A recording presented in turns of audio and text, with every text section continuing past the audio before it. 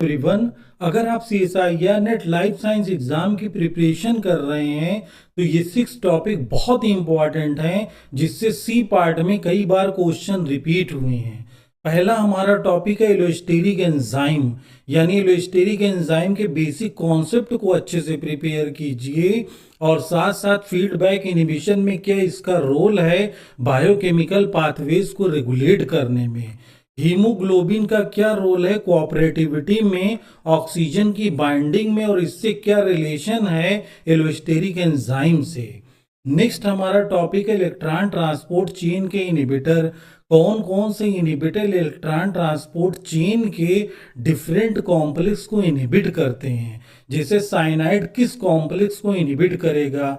इस लेक्चर के detail lecture के लिंक को हमने डिस्क्रिप्शन में दे दिया है। Hydrophobic interaction, van der Waals force और हमारे हाइड्रोजन बॉन्ड का क्या रोल है प्रोटीन की स्टेबिलिटी में। न्यूक्लिक एसिड की स्टेबिलिटी में हाइड्रोफोबिक इंटरेक्शन का क्या रोल है। तो इन सारे बॉन्ड के फंक्शन इनको कोरिलेट करके सी पार्ट में कई बार क्वेश्चन रिपीट किए गए हैं। नेक्स्ट हमारा टॉपिक है fermentation, lactic acid fermentation, anaerobic respiration.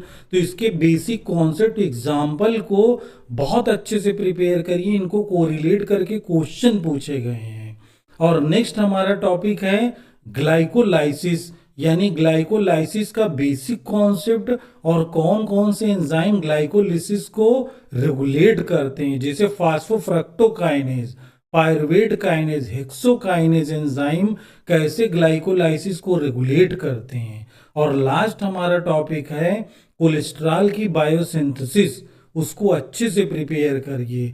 Cholesterol का क्या रिलेशन है स्टेरॉयडल हार्मोन की सिंथेसिस से, और इसी में कीटोन बॉडीज को भी इग्नोर मत कीजिए। तो ये जितने टॉपिक हैं बायोकेमिस्ट्री से, इनसे सी पार्ट में कई बार क्वेश्चन रिपीट हुए हैं और बहुत सारे लेक्चर के डिटेल लेक्चर के लिंक को हमने डिस्क्रिप्शन में दे दिया, वहां से आप लोग प्रिपेयर कर लीजिए।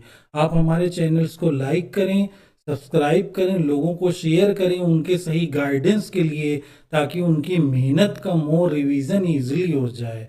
Thanks for nation sustainable development.